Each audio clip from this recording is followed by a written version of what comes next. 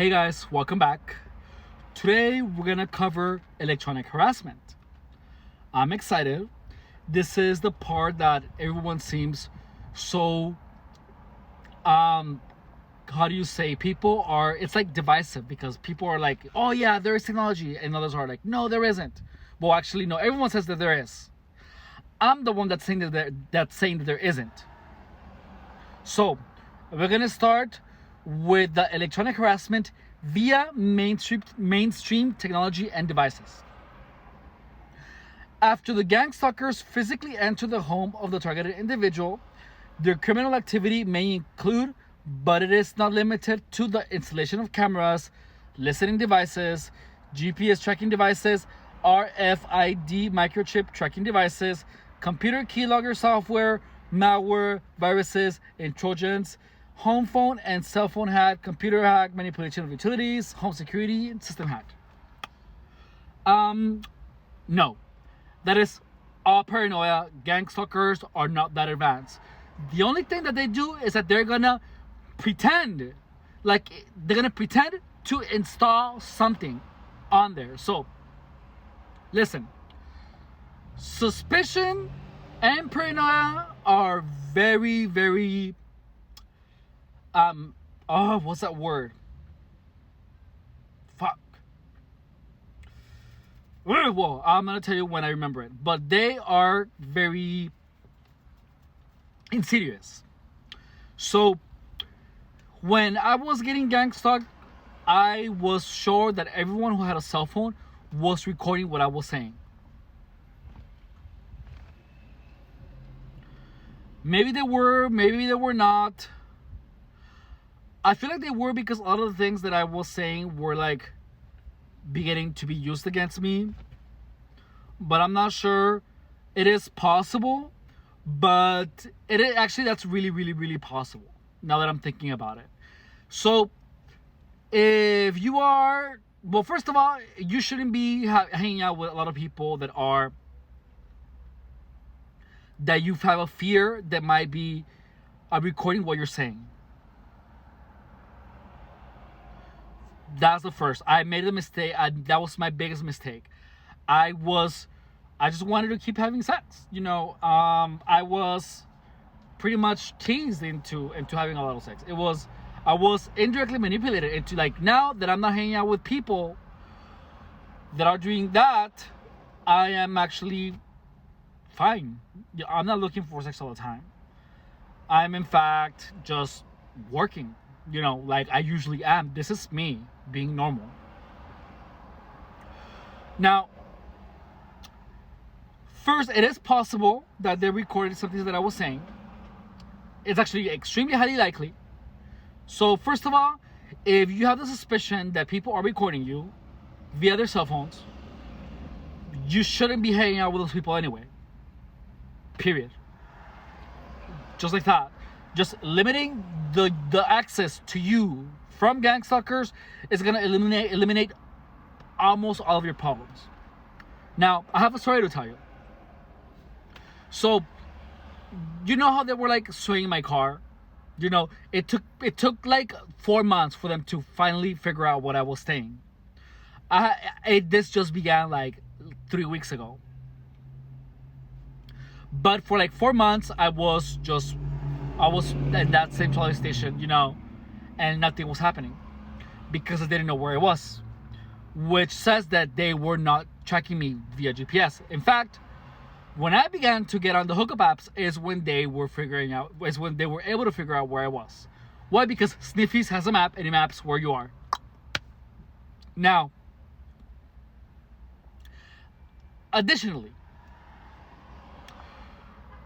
well, I used to park at the parkings at this.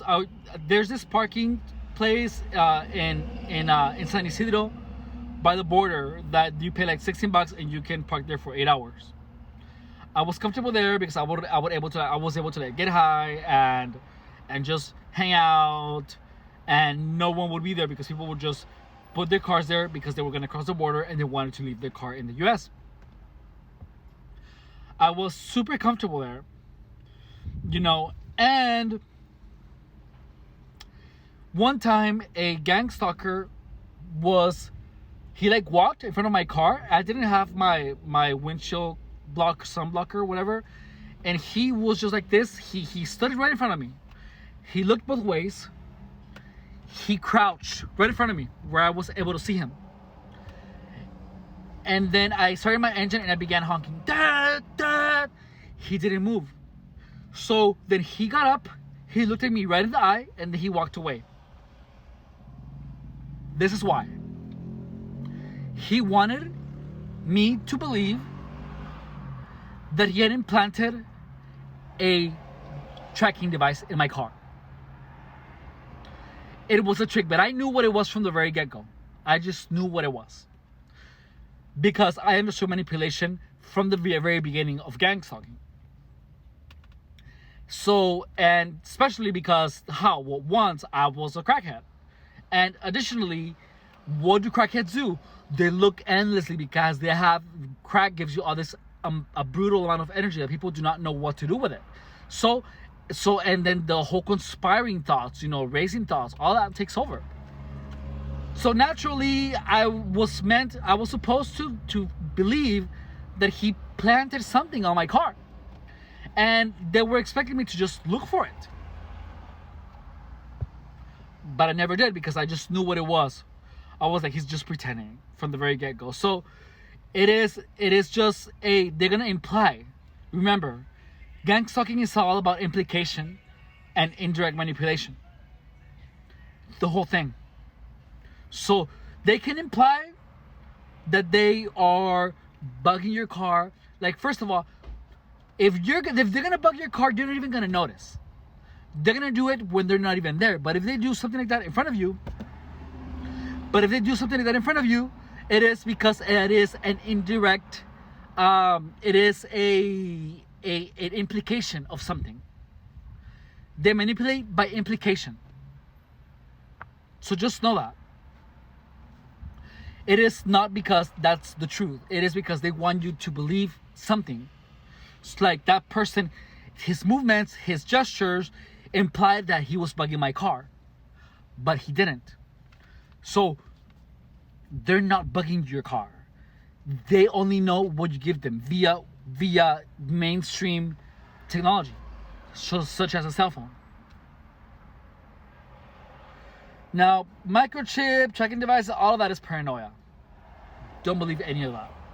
There are times when you feel like, when you go home and you feel like something was moved. First of all, if people have access to your home, they will be moving stuff around. Even if you feel that they're your friends.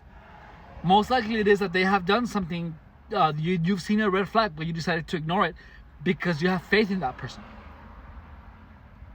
But whenever there is an inexplicable answer to something that is happening to you, you have to see it regardless of how you feel about the person. I'm going to tell you a story of someone who was gang stalked that I knew. I forgot what his name, and he ended up in the hospital because something was wrong with his brain. His boyfriend had been manipulating him for 10 years. There was a ladder behind his house, and the boyfriend would go to the ladder, get on the vents, and began talking to the vents. And my friend would believe that there were people hiding in the vents. However, this person was so blindly in love with this manipulator that he couldn't even conceive the idea that he was being manipulated to be crazy. I met him and I knew exactly what was happening to him because I knew everything about narcissists. And this person had been kept down by his boyfriend, by a person that he loved, and that broke my heart. And love I told him the truth. I told him this is what's happening, this, that. He began to see. he was able to see. But it was too late. I had to cut ties with him because he was a big drug user, and I was trying to stay away from people that use drugs. But I regret doing that. I should have stayed away from everyone, but from him, actually. Because he was a person of light. I saw it right away. And he was used by everyone around him. He was getting gang stalked and he didn't even know it.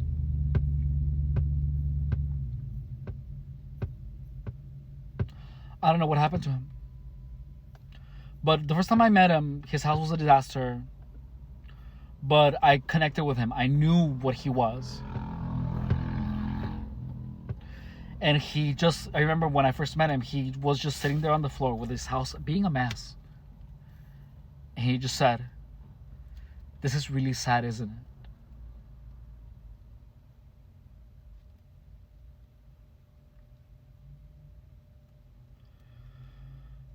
And that broke my heart. We had a really good time together. We had a lot of fun, actually. He was such a beautiful person. I hope I can see him again. Anyways, yeah, so anything that has to do with like cyber stalking, such as malware, viruses, that happens to everyone. On our next video, we're going to cover gang stalking with secret advanced technology and devices. So we're going to get into the crazier stuff on the next one, all right? Thank you so much for watching. I love you. Bye.